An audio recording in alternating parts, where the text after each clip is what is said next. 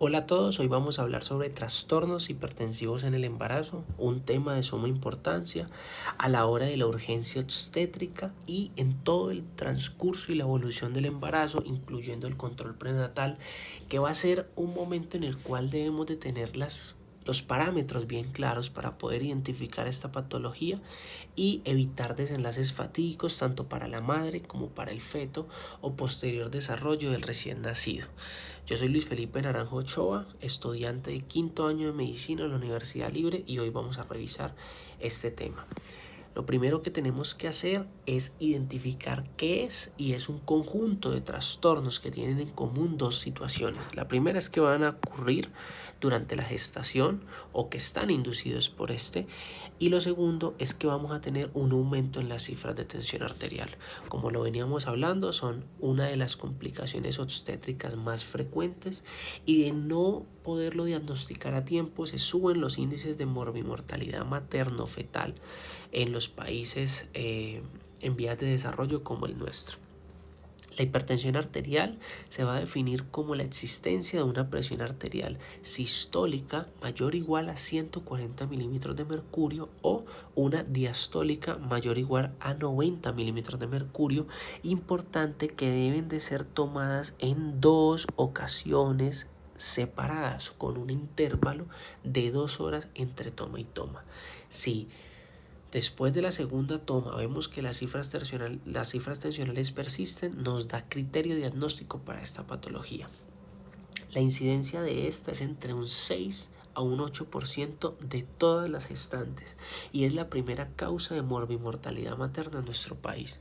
Según la OMS, esta registra que de todas las muertes maternas ocurridas en el último año en América Latina, el 16% corresponden a pacientes con algún tipo de trastorno hipertensivo en el embarazo. Y aquí vamos a hablar de algo importante de lo que viene siendo los factores de riesgo. Vamos a tener tres grandes grupos y de aquí yace, digamos, la prevención de esta patología. Identificar qué factores van a ser más predisponentes para esta. Tenemos tres grupos, como lo venía hablando, unos factores maternos, factores del cónyuge y factores subyacentes.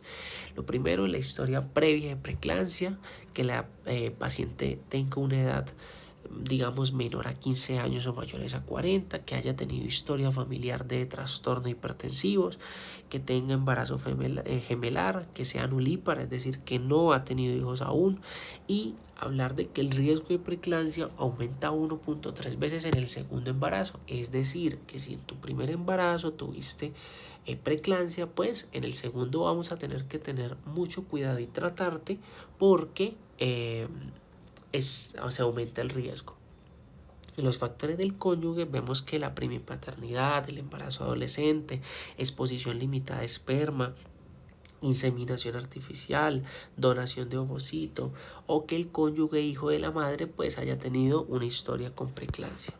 Las enfermedades subyacentes vemos que son todas esas patologías que pueden desarrollarse o que puede traer consigo la materna, es decir, una hipertensión arterial crónica, una enfermedad renal, obesidad, resistencia a la insulina, bajo peso al nacer, que tenga historia de hidrox fetal, diabetes mellitus tipo 1, deficiencia de la proteína S o anticuerpo antifosfolípidos. Hablando ya como tal y entrando a la fisiopatología de esta enfermedad, entonces tenemos que vamos a tener que recordar un poco de la embriogénesis y en el momento pues de la fecundación, en la formación del cigoto, posterior a los días pues de la división celular, llegando al día 3 en donde se va a formar la mórula, y día 4 en donde ya vemos un blastocisto con una gran diferenciación entre sus células, que vemos las células internas y las células que las rodean o que lo protegen. Estas células van a ser importantes porque estas células son las que se van a adherir al estroma endometrial. Y de esta implantación o de esta adherencia va a poder generarse o no un trastorno como la preeclampsia. Entonces alrededor del día 6 él baja por toda la cavidad hasta que llegue a implantarse en el endometrio. para la creación del sinsitio trofoblasto. Entonces vemos aquí igual la pared endometrial que veníamos viendo y esta serie pues de células multinucleadas que vienen a adherirse a esta cavidad. Ya podemos ver entonces la formación del blastocele, vemos pues ya que tenemos un hipoblasto y un epiblasto y alrededor del día 9 entonces vemos que ya hay como unos espacios intracavitarios en este estroma y que estos se han llenado de contenido sanguíneo. Y ustedes dirán, ¿cuál es la finalidad de este? Porque aquí ya vemos que todos estos espacios pues ya tienen un gran contenido sanguíneo. Y es que la adherencia y digamos la adhesión a este estroma endometrial yace a que debe de poder tener un espacio en las arterias nutricias de este estroma y estos espacios llenarlos de sangre porque va a ser, digamos, la correcta nutrición en donde va a tener un flujo correcto para el desarrollo del mismo. Cuando no tenemos una correcta implantación de este y vemos muy pocos espacios o que no los hay, entonces el flujo cae y vamos a tener ya lo que venimos hablando. Aquí vemos el sinsitio trofoblasto, aquí vemos entonces lo que viene siendo el endometrio y por primera vez vamos a ver lo que viene siendo las arterias espirales o espiraladas. Estas arterias son, digamos, la principal fuente sanguínea en donde al correcta implantación de estas es donde nos va a poder generar la tranquilidad o preocupación de lo que viene siendo esta patología. Y esta imagen me gusta mucho porque vemos tres escenarios. La primera es una paciente en donde no está embarazada, la segunda es una paciente en un embarazo con preeclampsia y la tercera situación es un embarazo normal. Lo primero que tenemos que hablar anatómicamente como característica de las arterias espirales es que tienen características y es que son de alta resistencia y de baja capacitancia. Y lo que necesitamos es que sea inverso. Necesitamos que sean arterias de muy alta capacitancia y de baja resistencia. Entonces vemos que todo esto es el endometrio y que una paciente con preeclampsia solamente llega a penetrar hasta la decidua, pero que aquí el diámetro de las arterias cambia mucho. Toda esta penetración ocurre por mecanismos proinflamatorios e inmunes propios, pero al no llegar a penetrar, pues entonces el flujo cae y no va a tener el mismo flujo sanguíneo, por ejemplo, como lo vemos en un embarazo normal, en donde penetra toda esta parte del miometrio y pues puede tener el flujo que necesita y que las arterias ya digamos que son de baja resistencia y de alta capacitancia. En esta ilustración está todo el esquema de la patogénesis de la preeclampsia y volvemos al principio entonces. Teníamos unos factores de riesgos en donde pueden ser adquiridos, pueden ser genéticos o pueden ser inmunes. Esto lo que nos va a generar es una alta probabilidad de una no correcta invasión del sinsitio trofoblasto hacia las arterias espiraladas y esto lo que nos genera es que el flujo se caiga. Por ende vamos a ver una disminución en la perfusión uteroplacentaria. Y si no tenemos perfusión, lo que nos va a generar es una hipoxia placentaria que por ende, como mecanismo compensatorio, se va a activar todo el sistema renina, angiotensina, aldosterona y la sensibilidad de la angiotensina 2.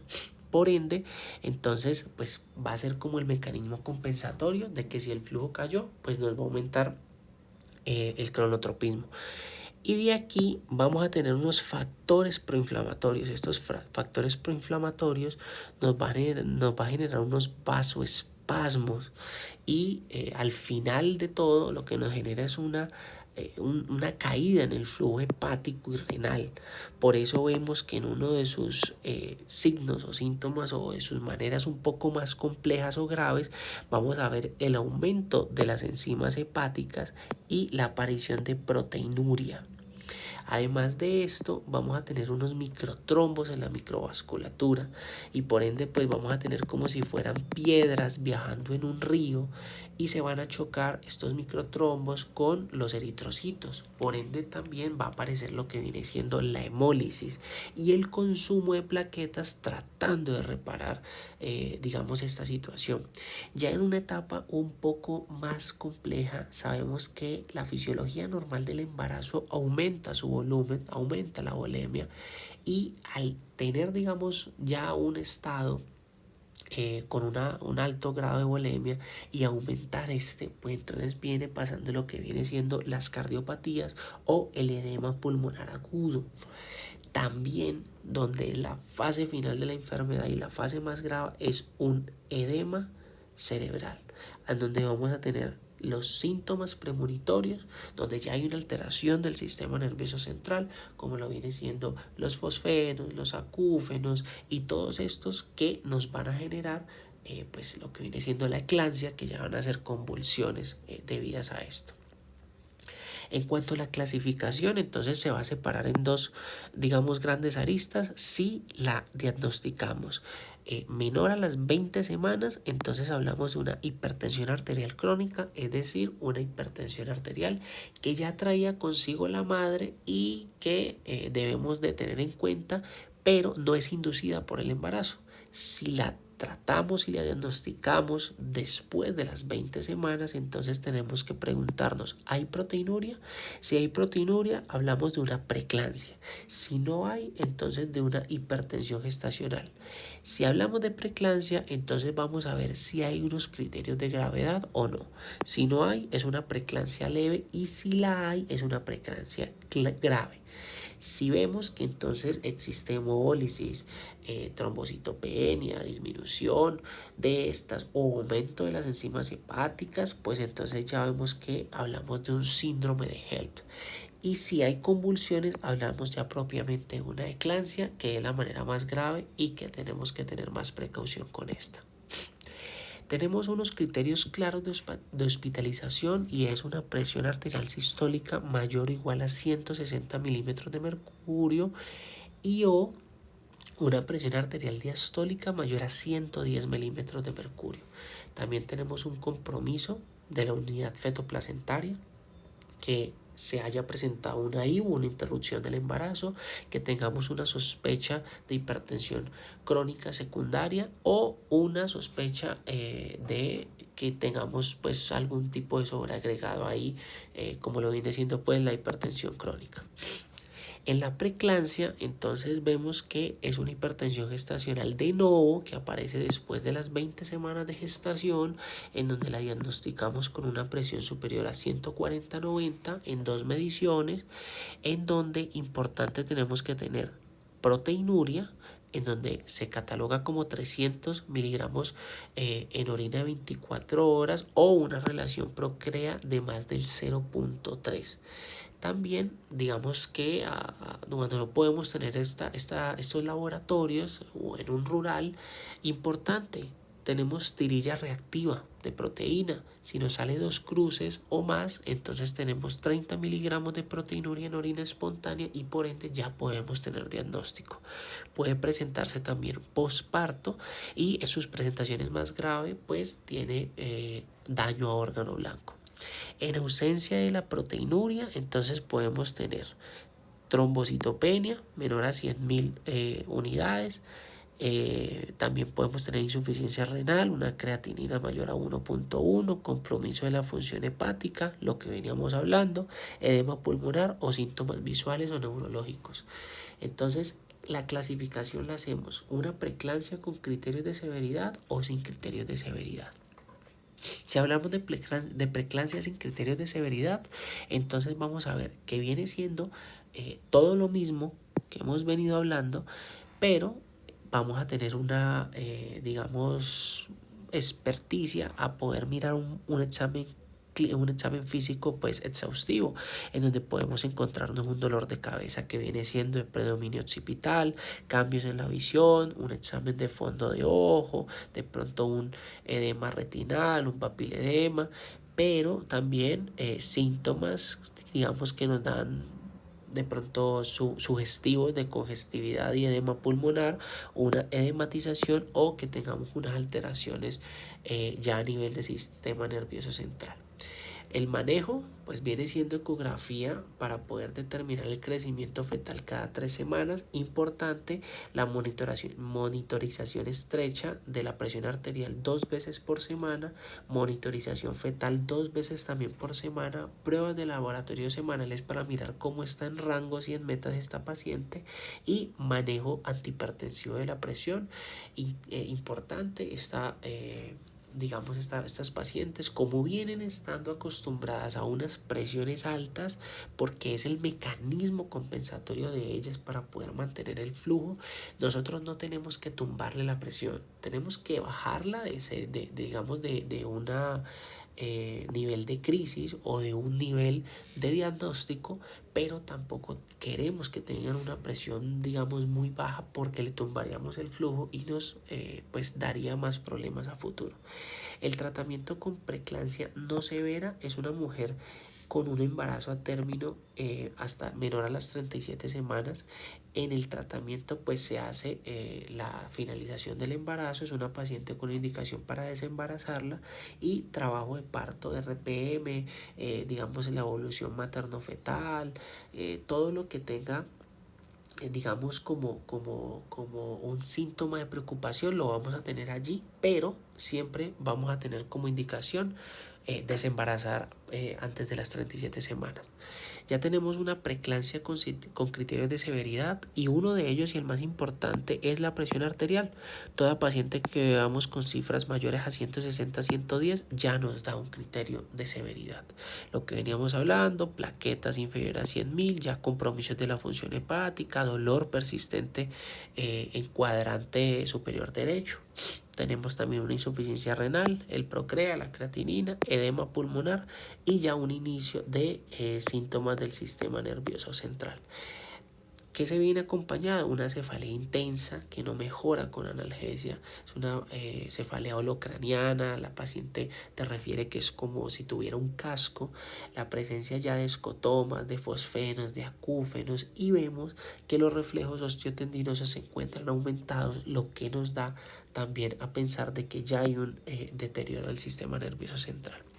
Tratamiento. Vamos a hablar del tratamiento con preeclampsia que va a tener criterios de severidad. Entonces lo primero va a ser hospitalización, monitorización materno-fetal, aseguramos 2 accesos venosos, cánula de oxígeno a 2 litros si se encuentra desaturada, menor al 94% es indicación de corrección con terapia de oxígeno, si no, no.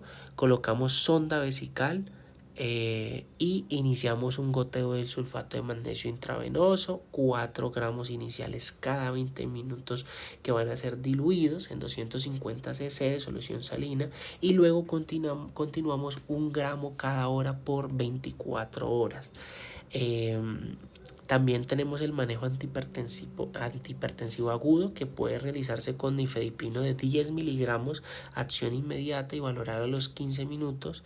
Y si no tenemos, podemos también utilizar la betalol bolo de 20 miligramos intravenoso. En casos pues de que no haya una respuesta al manejo hipotensor, se debe indicar nitroprusiato y trasladar a UCI, pero esto ya es agotado, digamos, el esquema de que tenemos de utilización de nifedipino y también de la betalol. Importante aquí es que el labetalol de 10 miligramos es de acción rápida, es decir, este medicamento no nos va a disminuir la presión arterial de manera consistente en el tiempo. Por ende, es importante que lo que necesitamos es manejarle la presión agudamente, y lo vamos a hacer con el nifedipino de 10, pero también conjunto a este le podemos dar un nifedipino de 20 miligramos y este es de acción larga.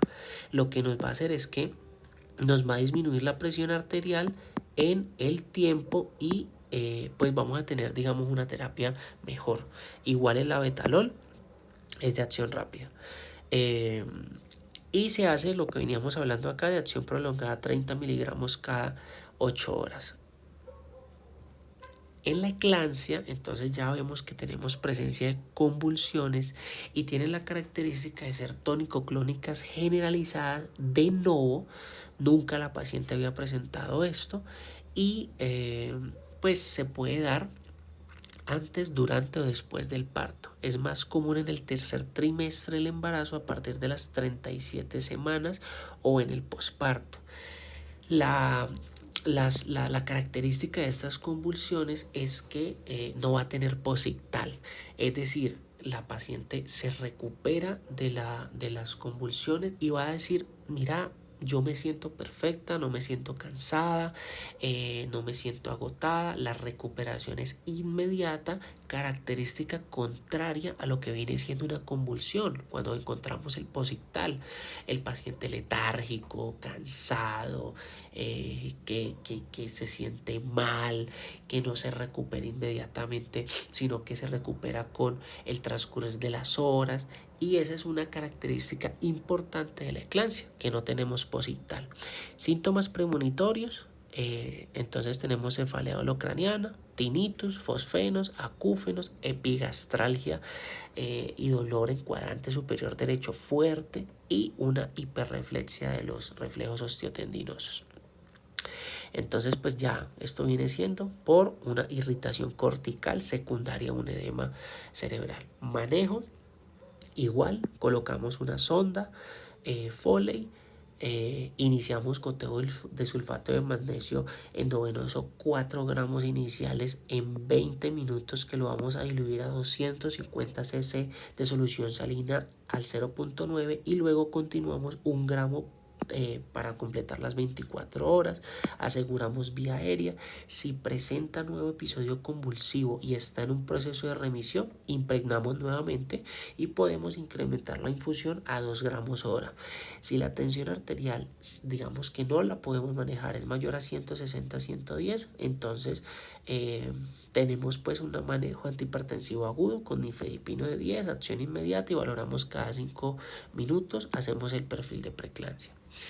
Ya cuando hablamos del síndrome de HELLP, entonces tenemos que tener en cuenta 3 parámetros: la hemólisis, las enzimas hepáticas alteradas y las plaquetas disminuidas. Entonces, la hemólisis, vemos que podemos hacer un frotis de sangre periférica que se va a encontrar anormal por la presencia de esquiciocitos y de quinocitos, las bilirrubinas séricas mayor o igual a 1.2 miligramos de cilitro y un LDH consumido que está mayor a 600 unidades internacionales. Aumento de las enzimas hepáticas el doble de lo normal, del límite superior, de la AST, de la ALT, y una trombocitopenia menor a 100.000, que se va a dividir en 3. En la clase 1, que es la más peligrosa, va a ser menor o igual a 50.000, la clase 2 entre 50.000 y 100.000 y la clase 3 entre 100.000 y 150.000 unidades. Síndrome de HELLP, vamos a tener factores de riesgo, antecedente propio de que ya haya sufrido un síndrome de HELLP, que tenga una preeclampsia, la edad materna, que sea multípara o que tenga genética para poder, digamos, tener una predisposición a este. La presentación clínica, el momento de la presentación es entre la semana 27 a 36 en el 70% de los casos, y el otro 30% aparece en el posparto. Es decir, que no vamos a encontrar una presentación clínica anterior a las 27 semanas. Es difícil, entonces importante tener estas, digamos, fechas importantes para poder ir a la fija. La presentación usual es un dolor en epigastrio, en hipocondrio derecho, malestar general, náuseas, vómito, cefalea, sensibilidad a la palpación del hipocondrio derecho, presión arterial diastólica superior a 110 milímetros de mercurio, edema y síntomas visuales. También la presentación inusual es una complicación abrupta, síntomas neurológicos, ascitis o ictericia y sangrados anormales. No suele presentarse, pero es de rápida evolución. El manejo, entonces vamos a tener un manejo muy similar ingreso al hospital. Es un estado materno donde vamos a poder evaluar los síntomas, los signos clínicos, hacer algunas pruebas de laboratorio, evaluar siempre el estado fetal, cómo se encuentra, cardiotocografía fetal y ecografía para mirar cómo está su crecimiento y el volumen de líquido amniótico, tratamiento hipotensor frente a esa hipertensión grave y profilaxis de las convulsiones con sulfato de magnesio. Entonces es un estado materno-fetal inferior a las 24 semanas o superior a las 34 semanas. ¿Qué hacemos si esta paciente está de 24 a 37 semanas? Pues entonces lo que hacemos es que hacemos una maduración con betametasona 12 miligramos cada 12 horas, ciclo de inducción para la maduración pulmonar con corticoide completado. Y si esta paciente no se encuentra en estas semanas, o sea, pues podemos, posterior a las 34 semanas, podemos pensar en un parto, en una inducción de parto y desembarazar lo más pronto posible, porque acordémonos que el límite son las 37 semanas de gestación, no nos podemos pasar de allí. Hipertensión crónica, entonces es el diagnóstico de esa hipertensión arterial crónica durante el embarazo que se establece cuando una gestante presenta una hipertensión arterial que precede al embarazo o está antes de la semana. Es decir, la paciente se embarazó y antes ya tenía su hipertensión arterial. Por ende, la evidenciamos pues menor a las 20 semanas de gestación. Riesgos asociados, pues en las maternas existe muerte, ACV, edema pulmonar, falla renal, infarto agudo de miocardio, preeclampsia, abrupcio de placenta, parto por cesárea, y en los fetales o neonatales, óbito fetal, restricción del crecimiento intrauterino, parto pretérmino, anomalías congénitas. Eso es, digamos, un artículo que podemos mirar de la COC, en donde pues nos habla sobre los riesgos asociados. Todas las gestantes con hipertensión crónica leve tienen un riesgo de desarrollar una preeclampsia sobreagregada del 20%. En aquellas con hipertensión grave el riesgo es del 50%. Y si la hipertensión grave se asocia con repercusión orgánica, es decir, daño de órgano blanco, hasta del 75%. Por ende, su conducta va a ser mirar, digamos, todo su perfil para poder mirar qué podemos hacer. Lo primero es evaluar una diabetes pregestacional con una hemoglobina glicosilada, mirar en el EKG la presencia de hipertrofia ventricular izquierda, en un electrocardiograma mirar cómo se encuentra la función global y su estructura cardíaca, mirar la creatinina sérica y la relación del PROCREA, mirar cómo se encuentra perfil lipídico para evaluar riesgo cardiovascular, compromiso renal. Entonces vemos que una proteinuria en 24 horas y también acompañado una ecografía renal, perfil toxémico y retinopatía hipertensiva debido pues a esa hipertensión crónica. El tratamiento lo venimos hablando en donde pues para estas pacientes podemos utilizar alfametildopa, en donde se puede dar de 500 a 3000 miligramos, digamos dosis, 2 dosis diarias. Iniciamos con 250 miligramos 3 veces al día. O también podemos tener dosis de nifedipino y labetalol. Nifedipino entre 30 a 120 miligramos día, o labetalol de 200 en 2 dosis, o sea, completando 400 miligramos día. En la hipertensión crónica más preeclampsia sobreagregada, este es una paciente que ya cuenta con un diagnóstico previo, anterior a las 20 semanas, de una hipertensión crónica, y que después de esas 20 semanas se le diagnostica preeclampsia. Entonces, lo que veníamos hablando, pues de que hay un alto porcentaje de que en casos de hipertensión crónica se pueda añadir una preeclampsia.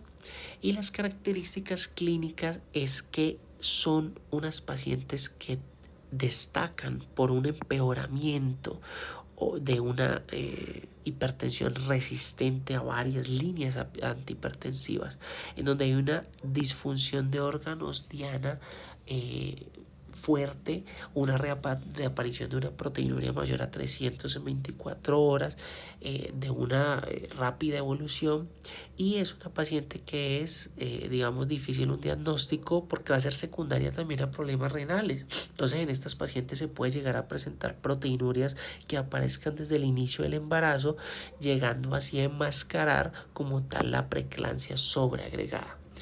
Y tratamiento, pues en donde es severa, después de las 34 semanas, es conducta para finalizar el embarazo porque ya hay una maduración pulmonar, y lo que evitamos es las convulsiones y controlar la presión arterial. Y si está entre la semana 23, mayor a la 23 y menor de la 34, tenemos que hospitalizar e iniciar manejo con corticoide sistémico para la maduración pulmonar y después la finalización del embarazo. El tratamiento ideal pues viene siendo obviamente la interrupción del embarazo mientras se cumplan los criterios SEACE. Y por último tenemos la hipertensión gestacional. La hipertensión gestacional aparece a partir de la semana 20 de gestación sin signos clínicos ni proteinuria, y desaparece hasta 12 semanas posterior al parto. La causa pues habitualmente es leve, no genera unas repercusiones graves a la madre y al feto, puede evolucionar a una preeclampsia en una fase precoz o una hipertensión transitoria o crónica, porque puede persistir después de las 12 semanas postparto. El tratamiento no es necesario, pues digamos, en todas las pacientes, y se indica cuando tiene una diastólica mayor a 110 milímetros de mercurio en dos tomas. La vamos a tratar entonces con alfa-metildopa 250 a 2000 miligramos día dividida en 4 dosis, o la podemos tratar con un nifedipino de 10 a 80 miligramos día dependiendo la paciente, y el objetivo va a ser unas presiones arteriales diastólicas entre 90 y 100 miligramos de mercurio, o también podemos dar ASA a dosis bajas de 60 a 100 miligramos, y en estas pacientes vemos que se benefician de la finalización del embarazo entre las 37 y 40 semanas, entonces no tenemos problema con ello. Y como recomendaciones vamos a tener que adopten una dieta baja en sodio y evitar la obesidad y el sobrepeso. Este ha sido todo por hoy. Es un tema importante, a veces un poco confuso, pero es importante tener estas 4 patologías claras, saberlas diferenciar a la hora del ámbito clínico, y poder hacer el mejor tratamiento médico. Muchísimas gracias por su atención.